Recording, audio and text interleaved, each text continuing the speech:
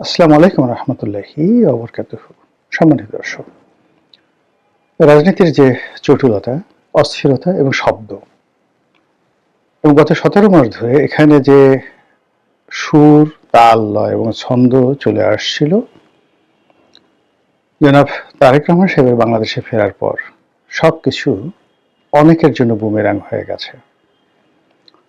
অনেকে খামোশ হয়ে গেছেন, মানে চুপচাপ হয়ে গেছেন।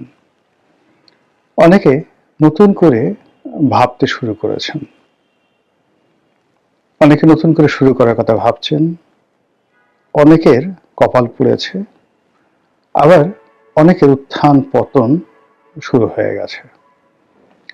কিন্তু এই যে একটা পরিবর্তন জনাব তারেক রহমান সাহেবের বাংলাদেশে আসার পর, এটা কি সাস্টেইন করবে, অর্থাৎ এটা কি স্থায়ী হবে, এভাবে কি চলতে থাকবে? এবং যেটা বিএনপির উত্থান, বিএনপির জোয়ার, বিএনপি সরকার গঠনের প্রক্রিয়া, জনাব তারেক রহমান সাহেবের প্রধানমন্ত্রী হওয়ার যে আওয়াজ এবং তাকে কেন্দ্র করে যে রেওয়াজ চলছে, মহড়া চলছে, এবং তার প্রতি যেভাবে দলে দলে মানুষ আনুগত্য জানাচ্ছেন, সোহবত জানাচ্ছেন, বায়াত গ্রহণ করছেন, তার হাত স্পর্শ করার জন্য মানুষ পাগল হয়ে যাচ্ছেন। বড় বড় মানুষ যারা কখনো কারো দিকে তাকাতেন না, এতটা নাকুচু, মানে বাংলাদেশে তারা অবস্থা দৃষ্টি মনে হচ্ছিল যে ভুলক্রমে তারা জন্মগ্রহণ করেছেন। তাদের আসলে জন্মগ্রহণ করা উচিত ছিল আমেরিকাতে, ইংল্যান্ডে, সেখানকার রাজকীয় পরিবারে। এইরকম একটা অবস্থা যে ভুলক্রমে তারা যে কোনো কারণে এই বাংলাদেশে এসে বঙ্গমায়ের সন্তান হয়েছেন। তো এই গর্বিত মানুষগুলো, তারা সেই গত 20-30 বছর যাবৎ যে গর্ব দেখিয়ে আসছে, সেই গর্বের রীতিমতো একেবারে সর্বনাশ ঘটেছে। এবং সেই গর্ব থেকে তারা যাকে বলা হয় পতিত হতে হতে হতে হতে এখন জনাব তারেক রহমান সাহেবের কাছে এতটা অবনত মস্তকে, এতটা যাকে বলা হয় আনুগত্য নিয়ে, এতটা প্রেমময়তা নিয়ে তারা আত্মসমর্পণ করেছেন, যেটি দেখার মতো দৃশ্য। দেখলে মন ভরে যায়, হৃদয় জুড়ে যায়, চক্ষু শীতল হয়ে যায়, এবং মাঝে মধ্যে ভাবতে ইচ্ছে করে যে কি বিচিত্র সেলুকাস, এই যে আলেকজান্ডার যে বক্তব্য দিয়ে গেছেন এই ভারতবর্ষকে দেখে, এখন যদি আলেকজান্ডার এই দৃশ্য দেখতেন, তিনি সেই বিচিত্র সেলুকাস এই শব্দটি উচ্চারণ করতে পারতেন না, তাকে নতুন করে মানে বলতে হতো যে আরে কিসের সব সেলুকাস, বাদ দাও এই সমস্ত কিছু, কিসের সেলুকাস, প্রাণে বাঁচি না। এই দৃশ্য দেখে এখন আমার মরে যেতে ইচ্ছা করতেছে, প্রাণে বাঁচবো কিনা এটা এলো সন্দেহ, সেটা হলো পরের ব্যাপার, আগের ব্যাপার, এলোমেলো সব কথাবার্তা তিনি বলা শুরু করে দিতেন আলেকজান্ডার। তো যাই হোক, যেটা বলছিলাম, আমাদের গত 17 মাসে রাজনীতির অঙ্গনে জামাতের একটা বিরাট প্রভাব ছিল, প্রতিপত্তি ছিল। জামাতের A team, B team, C team, D team, বিভিন্ন জায়গাতে বিভিন্ন সেক্টরে তারা বিভক্ত হয়ে তারা যেখানে প্রয়োজন মনে করেছে সেই জায়গাতেই তাদের আধিপত্য তারা বিস্তার করেছে। এবং এর ফলে কি হলো যে খুব অল্প সংখ্যক ভোটার, অল্প সংখ্যক সমর্থক বা অল্প সংখ্যক কর্মী থাকা সত্ত্বেও তারা দেশের একটা বৃহত্তম রাজনৈতিক দল আওয়ামী লীগ তাদেরকে দেশ ছাড়া করেছে, মাঠ ছাড়া করেছে, বাড়ি ছাড়া করেছে। এটা হলো ফার্স্ট। এটা বিএনপি করেনি।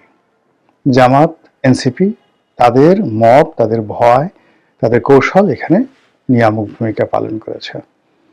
বিএনপির অবস্থা হলো যে বিএনপি যা তো গেল পেটে ভরল না, অর্থাৎ তারা মামলা দিয়েছে, মোকদ্দমা দিয়েছে, তারপরে 32 নম্বর ভাঙার যে অভিযোগ সেটা তাদের উপর আপতিত হয়েছে, এবং ভবিষ্যতে আওয়ামী লীগের যে প্রতিহিংসা, সেই প্রতিহিংসার তীর অন্য কারো দিকে যায়নি, এটা বিএনপির দিকে গিয়েছে। বিএনপির কতটুকু করেছে না করেছে সেকেন্ডারি বিষয়।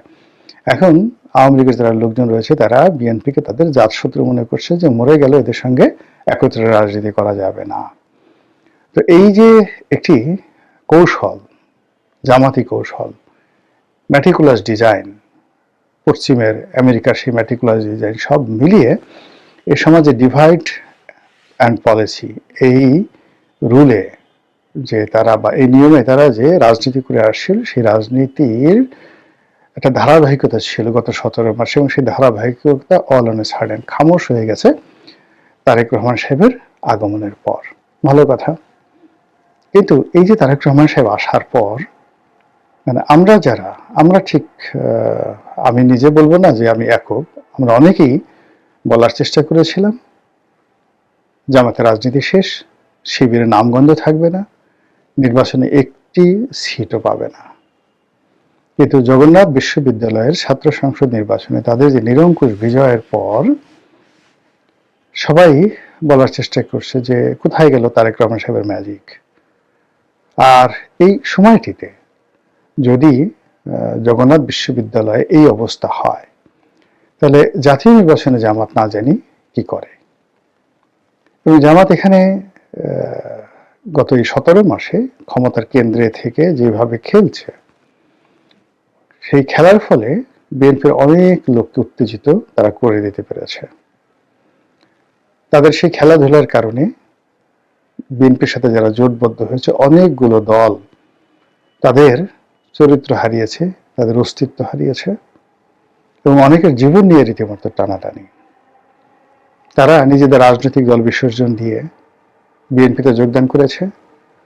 আবার বিএনপিতে যোগদান না করেও যারা মানে স্বতন্ত্র নিজেদের রাজনৈতিক পরিচয় নিয়ে নির্বাচন করার চেষ্টা করছে, তারা এখন মানে কি বলবো, বিএনপিকে আব্বা ডেকে ধানের শীষ প্রতীক নিয়ে নির্বাচনের মাঠে দাঁড়িয়ে থাকা ছাড়া তাদের আর কোনো উপায় নেই। তাদের জীবনযাত্রা সব নষ্ট হয়ে গেছে। এবং এই কাজগুলো জামাত যে করেছে বা শিবির যে করেছে, আপনি না বললেও পুরো যে পলিসি, সেই পলিসির কারণে বা জামাত শিবিরের তাপচাপের কারণে রাজনীতির দুটো বলয় হয়ে গেছে।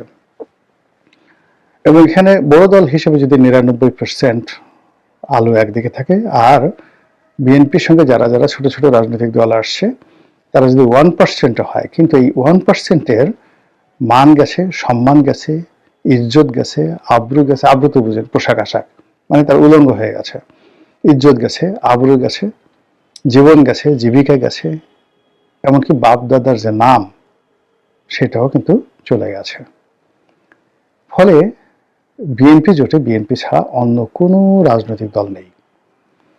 কিন্তু অন্যদিকে জামাত বিএনপির মতো তো বড় দল না, কিন্তু তার সঙ্গে যারা যারা আছে সবাই এক একটা মানে কি বলবো, রাজনীতির ময়দানে তাদের স্বতন্ত্র পরিচয় আছে, তাদের যোগ্যতা আছে, তাদের জনবল আছে, তাদের লোক আছে, তাদের অর্থ আছে, এবং যে কোনো পরিস্থিতিতে তাদের যে সার্ভাইভাল পাওয়ার, টিকে থাকার যে সক্ষমতা, এটি ইতিহাস দ্বারা প্রমাণিত। বাংলাদেশ যতদিন থাকে ততদিন চরমোনাই থাকবে, চরমোনাইকে আপনি বাদ দিতে পারবেন না। তো এখন চরমোনাই থাকবে, হেফাজত থাকবে, এরপর অন্যান্য যে সকল ওই যে এনসিপি যে সকল রাজনৈতিক দল, তরুণ মেধা, তারাও থাকবে। বাংলাদেশের রাজনীতি থেকে আপনি সেই এনসিপির নেতাদেরকে বাদ দিতে পারবেন না। এখানে আপনি চিন্তা করুন যে একজন সার্জিস, একজন হাসনাত, তাদের কোনো রাজনৈতিক পোর্টফোলিও ছিল না, কিন্তু এই 17 মাসের মধ্যে আপনি গিয়ে দেখুন যে তারা পুরো জাতীয় রাজনীতিতে যে আধিপত্য বিস্তার করেছে। তাদের মেধা, তাদের যোগ্যতা, তাদের কথা শুধু দেশি গণমাধ্যম নয়, আন্তর্জাতিক গণমাধ্যমে স্থান পেয়েছে।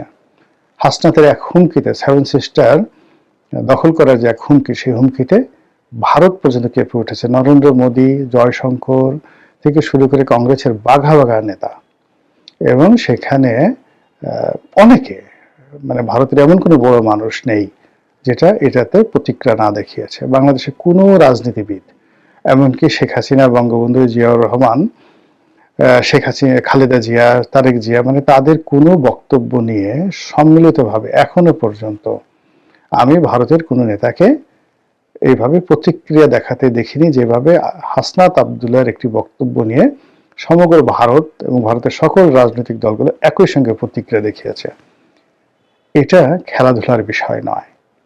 যিনি বলেছেন তিনি ভেবেচিন্তে বলেছেন, এবং তার এই বলার পেছনে একটা বিরাট শক্তি কাজ করছে।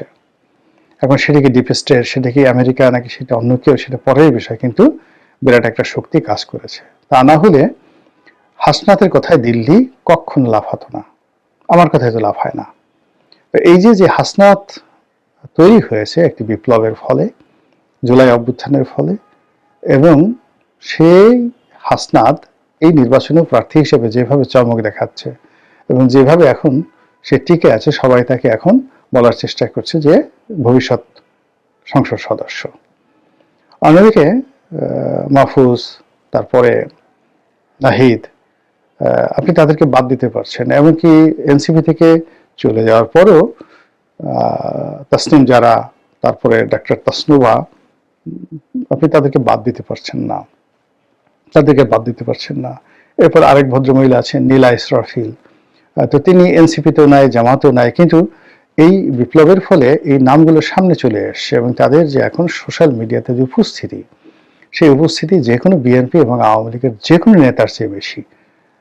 তাদের কথা মানুষ শুনে, তারা মানুষকে ভেঙালে, মানে যাদেরকে ভেঙানো হয় তারা খুব, মানে যাকে বলে আতঙ্কগ্রস্ত হয়ে পড়েন, মেজাজ গরম হয়ে যায়। তো সেই অর্থে ওবায়দুল কাদের, মির্জা ফখরুল সাহেবের মতো মানুষ যদি কাউকে হিট অ্যান্ড হার্ট করেন, ওটা প্রতিক্রিয়া তৈরি করে না, যেভাবে এখন এই তরুণ প্রজন্মের যারা আছেন, সেই জুলাইয়ের গণ অভ্যুত্থানের মাধ্যমে যাদের সৃষ্টি হয়েছে। এখন বলা হয়ে থাকে যে এই যে জুলাইয়ের যে গণ অভ্যুত্থান হলো, সেই গণ অভ্যুত্থানের আদি এবং অকৃত্রিম মাস্টার মাইন্ড হলো জামাত।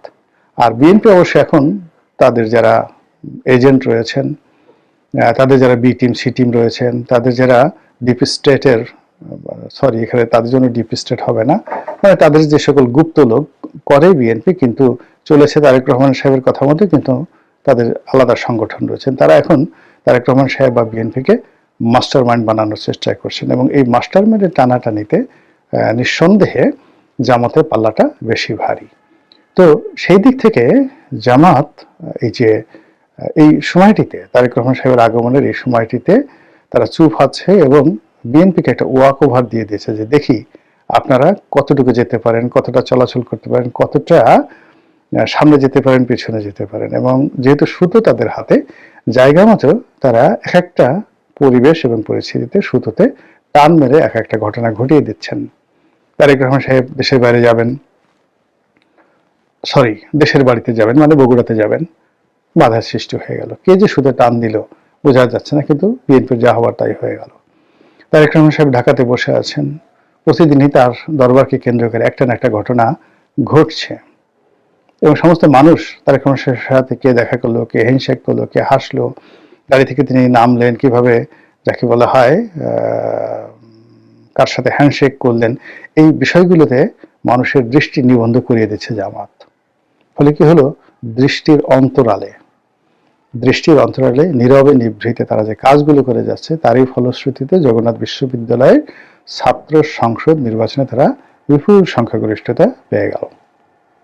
এরপর বাকি যে দিনগুলো রয়েছে, সেই দিনগুলোতে যদি এই বর্তমানে যেভাবে তারেক রহমান সাহেব ব্যস্ত আছেন বা তাকে ব্যস্ত রাখা হচ্ছে, এইভাবে যদি ব্যস্ত রাখা হয়, তাহলে ব্যালট পেপারে কোথায় যে সিল পড়বে, কোথা থেকে যে ব্যালট পেপার ছাপা হবে, তারপরে শেষে কিভাবে যে ফল ঘোষণা করা হবে, আর সেই ফলে কিভাবে যে কারা জিতবে, এটা যদি আন্দাজ করতে চান, তাহলে ঢাকা বিশ্ববিদ্যালয় ছাত্র সংসদ নির্বাচনে সাদিক কায়ুমদের বিজয়ের পরে যে সকল আফসোস, তারপরে যে সকল দুর্নাম অভিযোগ মানে করে পরাজিত পক্ষ যেভাবে আত্মতৃপ্তি লাভ করার চেষ্টা করেছে, আগামী তো এইভাবে কপাল চাপড়িয়ে আত্মতৃপ্তি লাভ করা ছাড়া উপায় থাকবে বলে মনে হচ্ছে না। এর কারণ হলো জামাতের কৌশল, শিবিরের কৌশল, এটা ইফেক্টিভ হয়ে গেছে গত 17 মাসে